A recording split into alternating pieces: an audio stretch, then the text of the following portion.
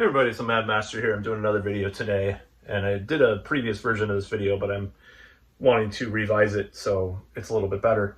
So I was thinking the other day how a lot of metal elitists slash gatekeepers in the metal scene, they're always talking about dad rock. Like, they'll listen to Iron Maiden, Judas Priest, Metallica, old Metallica, Megadeth, old Megadeth, all these bands. But yet, about modern bands, they're like, oh, fuck Malcore, fuck Five Finger Death Punch, Avenged Sevenfold, Gent. And I thought about this, and I'm thinking, well, there's reasons behind this, and it's kind of a complicated thing to talk about, so I'm just going to try to be as succinct as possible in this video. So I think what happened is that there are modern trends in metal that a lot of people that were originally into metal back in the golden era, especially, don't like. And that's yours truly as well. I do not like chugs, overbearing chugs, production, even though I use DAWs and I use the same kind of production as a lot of modern, at least with some of my stuff, modern artists. It's very cold and sterile in many ways compared to the diehard kind of old school metal sound. So when there's a lot of underground bands, they do use that same production, but they don't go to the extent that some of the commercial bands do. So that's one factor.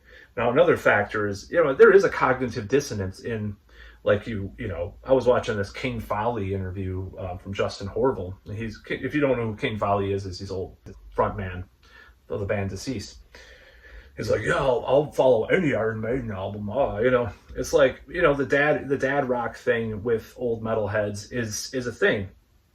But also there was it's a period of time that metal was not popular, and that included arena rock / metal from the 80s. So that became more underground. And, I remember when death metal heads they didn't hate Iron Maiden, but just like, yeah, it's just old hat, it's just cliche, bands like that.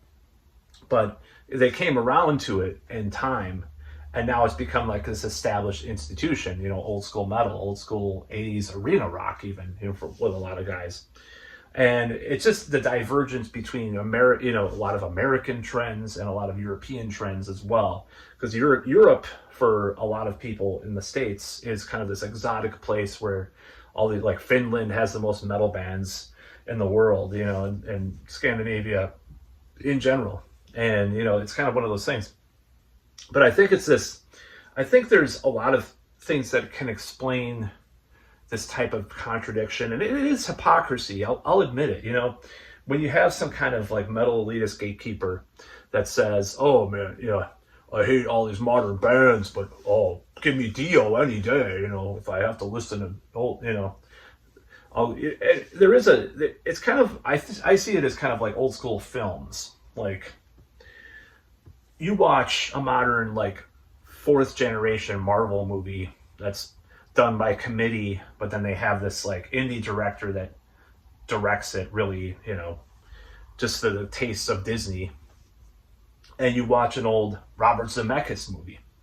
There's a lot more creative control from a Zemeckis movie, even though it's super commercial, super blockbuster, versus this modern movie, or this, I dare say, Michael Bay, some of that stuff. It's like Michael Bay is the aesthetic version of like what I hear with a lot of NU metal or a lot of gent, or, it's Michael Bay, I mean, people would probably say tech death is Michael Bay, but I love a lot of tech death. I like tech death more than any gent, most metalcore, and a lot of other stuff like that. So tech death is kind of like this amalgamation of these different genres that I like. So I kind of like a lot of it. I mean, some of it gets a little too stupid, but a lot of it's good.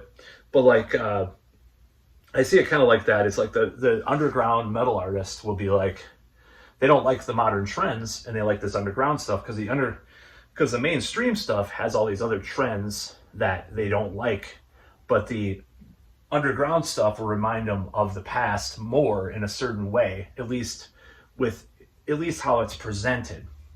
And we don't have to go into like whether or not metalcore is metal or gent is metal, or a lot of modern mainstream metal is not metal or whatever. I don't want to go into that kind of argument, but there's a lot of different dynamics that come into play with this. So that's kind of my point. I don't want to be a hypocrite and say, oh, I don't like 800 Fahrenheit from Bon Jovi, and it's nostalgia too. I mean, it is nostalgia to some extent, but at the same time, it's like, well, I'll listen to the first Oliver album, speaking of that, and then I'll listen to like Bon Jovi's 7800 Fahrenheit, but I'm not going to want to listen to Five Finger Donkey Punch. I mean, I don't know what to say, how to break this all down, but like, I think what happened is a lot of the stuff went underground from mainstream metal that was mainstream in the 80s. And a lot of those trappings, a lot of those techniques, a lot of those ideas were still there. Same with film. It's like you watch A24, maybe some of these, horror movies in the 70s, maybe they resemble horror movies or suspense movies from the 70s that were kind of blockbusters, were kind of big during the 70s, but you watch an A24 film, it kind of recalls that more than, say, a Blumhouse production or something like that. Not that all Blumhouse is bad, but, it's kind of one of these dichotomies that's there that is with art as it evolves through time, and that's how it goes. But commercialization, a lot of just these, I mean, it's just like the black metal, like the early Norwegian black metal guys. Death metal was not a mainstream form of music, but yet they were rebelling against, the Norwegian black metal was rebelling against death metal because there were a lot of trends in death metal that just were kind of becoming too standardized and too commercial in a certain way. Maybe, of course, Bolt Thrower is not going to sell like as much as MC Hammer or Madonna at the time. It's not going to sell super much, but a lot of those trends, a lot of the bands were just sounding the same. Of course, people would argue black metal sound the same, but there's no way you could say Oliver and Burzum, Darkthrone and Emperor and Mayhem sound all the same. You would be completely full of shit. Yeah, you had these like third tier, not fourth generation, but second or third generation death metal that was kind of just becoming like all Morris sound production, Scott Burns, all sound of the triggered clicky drums, Bermuda shorts. I wear some weird stuff like that now, but these 80s looking Bermuda shorts sometimes, and I don't have any Bermuda shorts, but I was going to order like the shirt. It was kind of cheesy, but because I like to dress up different ways, as my previous video said, sometimes. So you had all these different trends, and they were like, oh, well, can't we go back to the mid 80s, like the spikes and leather and makeup and, like Slayer or Sarcophago War or whatever, and play this more primitive, relatively primitive style music, even though progressive death metal existed even back then. Obviously, I'm wearing a shirt of what someone would consider that. So it was, I'm going to do this very long form written out video about this, that I have a lot of thoughts about this whole thing, because I'm doing research. It's going to be, there's 3 videos coming ahead, just as a warning, to people that have to do with, that will be actually very scripted and very planned out, and that I have really cool ideas, in my opinion, but results may vary, or your opinion may vary.